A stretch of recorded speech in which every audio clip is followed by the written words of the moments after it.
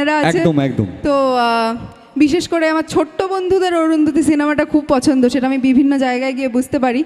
তো এরম বিভিন্ন চরিত্র আপনাদের মনে ছাপ ফেলে গেছে, সেটাই আমার অভিনয়ের সার্থকতা। তবু আজকে এখানে এসেছি এত সুন্দর একটা মঞ্চে, এত সুন্দর একটা পরিবেশে, সেখানে তো নিজের আসল পরিচয় দিয়ে যেতেই হবে। হ্যাঁ হ্যাঁ একদম। গিনি মনেই থাক, তবে আমার আসল নাম ঐশী ভট্টাচার্য। ঐশী ভট্টাচার্য, জোরে একবার তালিও গোনার জন্য।